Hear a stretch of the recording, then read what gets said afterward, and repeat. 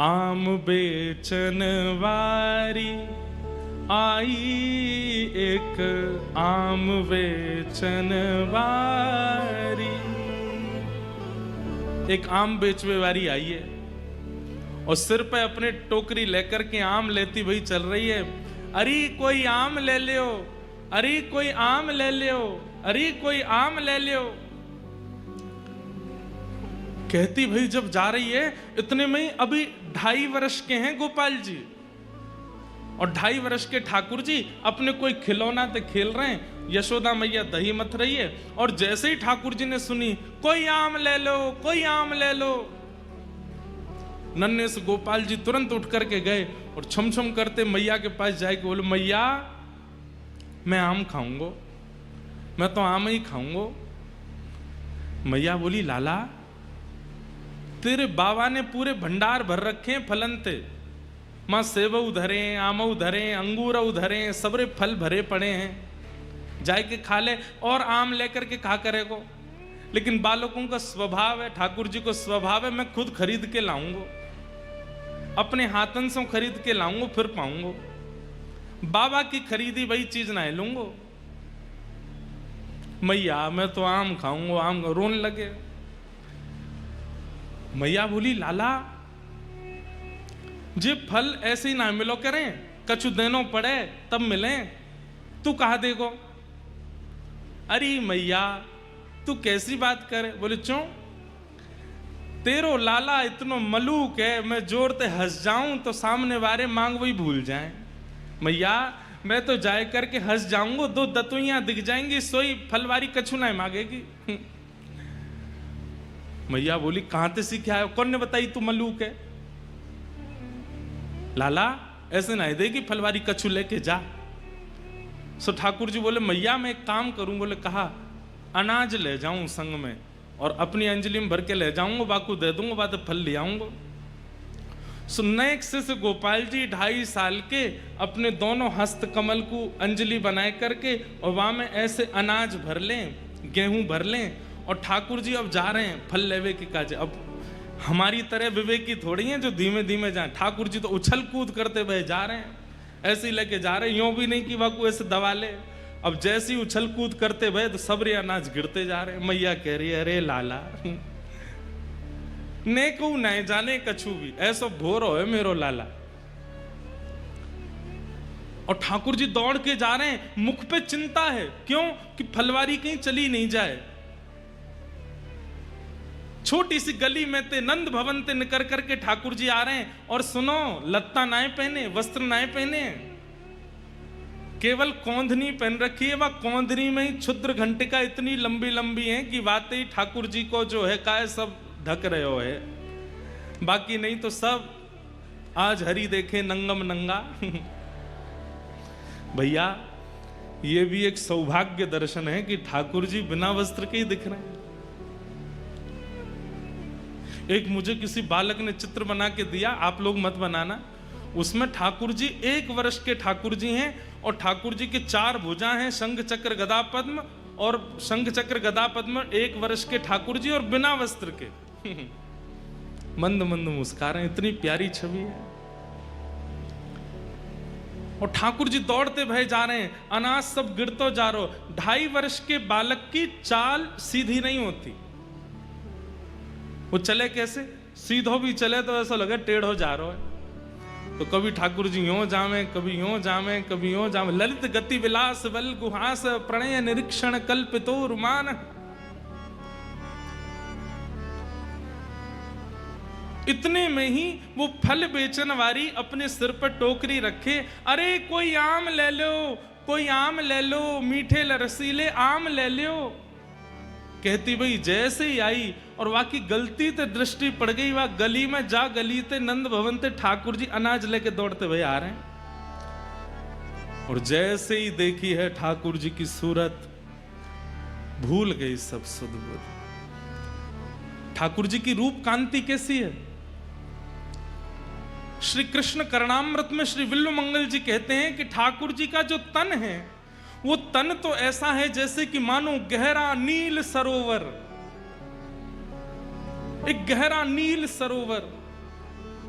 और उस गहरे नील सरोवर पर ये दो आंखें ऐसी हैं जैसे मानो दो कमल खिले हों, सबसे आकर्षक दो कमल हों। और कभी कभी ठाकुर जी दौड़ भाग करें तो ठाकुर जी के गाल भी गुलाबी गुलाबी है जाएं, तो ऐसा लगे दो कमल ऊपर और दो कमल नीचे प्रकट है गए। ठाकुर जी की अंग कांति तो श्याम वर्ण की है, परंतु ये हस्त कमल ये भी गुलाबी हैं, चरण कमल ये भी गुलाबी हैं, ओष्ठ ये भी गुलाबी हैं। आहा। और बीच बीच में जो स्वर्ण के आभूषण मैया ने पहनाए हैं वो ऐसा लगे कि स्वर्ण की कोई नील सरोवर में कोई ने दीप दान किया हो, तो सुंदर सुंदर सुंदर सुंदर दीप वह सरोवर में मचल रहे हैं। तो ऐसे ठाकुर जी की रूप कांति पर मानो जैसे स्वर्ण के आभूषण लगते हैं। आहा। जैसे ही देखिए छवि वर्णन करते हैं, विक्रेतु कामाखिल गोप कन्या मुरारी पादार्पित चित्तवृत्ति दध्यादिकं मोहवशाद्यवोच्यत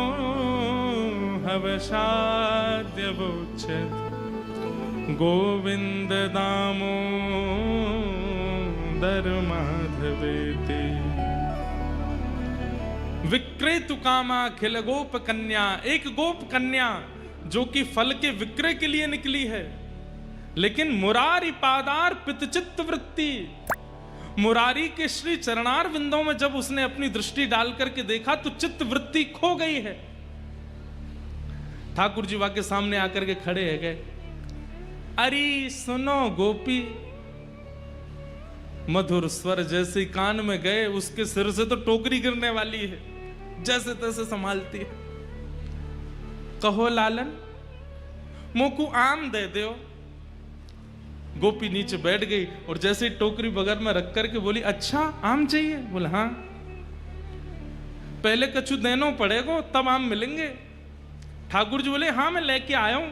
और जैसी अंजलि आगे करी सबरे अनाज गिर गए, एक अन्न को दानो पड़ो बस। ठाकुर जी कह रहे जे बच्चो है।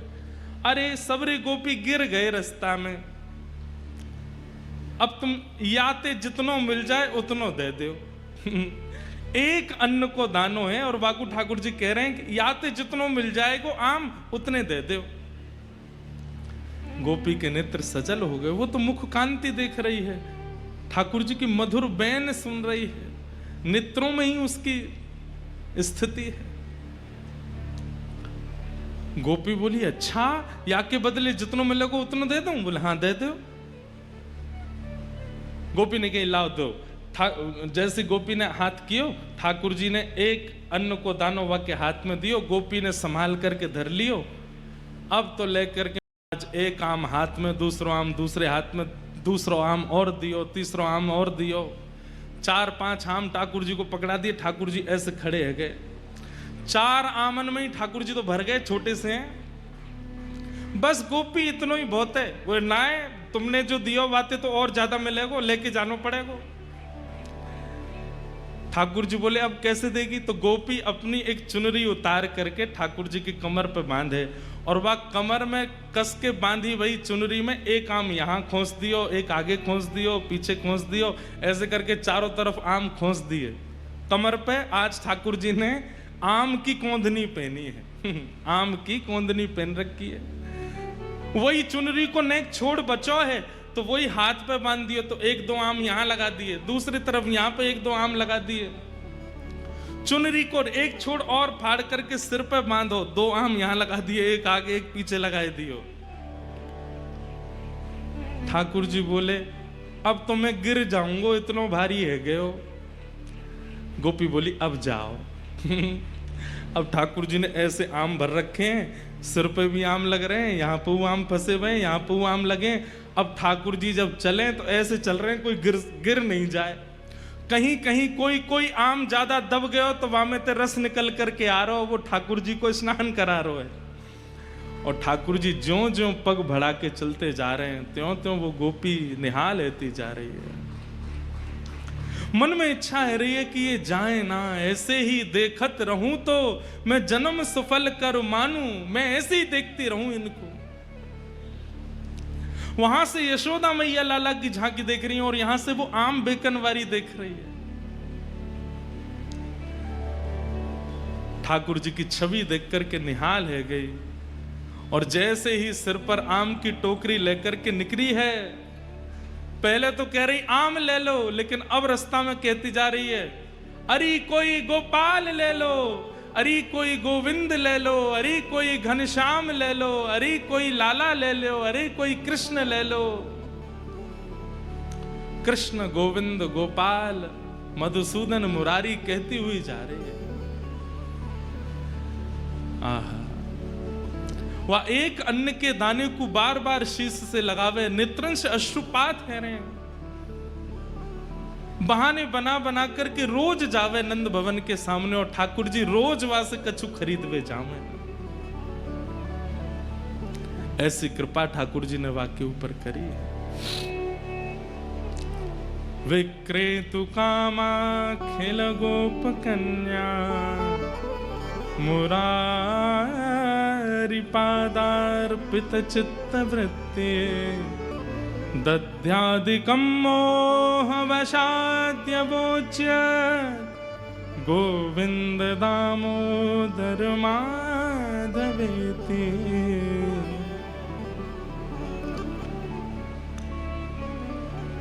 ऐसी वो आम बेचन वाली रोज आवे, और ठाकुर जी रोज खरीदवे जामे वहां से।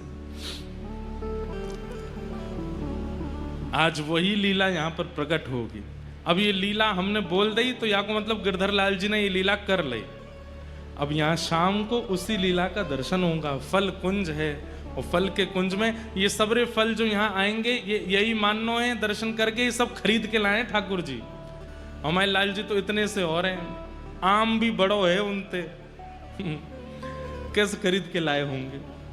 और वो फिर जा को मिल जाएंगे, बस उनको ले जाइयो, वहाँ के छिलका गुठली को कोई ऐसी जगह अपने घर में कोई बढ़िया जमीन में गाड़ करके धर दियो, वहाँ को प्रणाम करियो,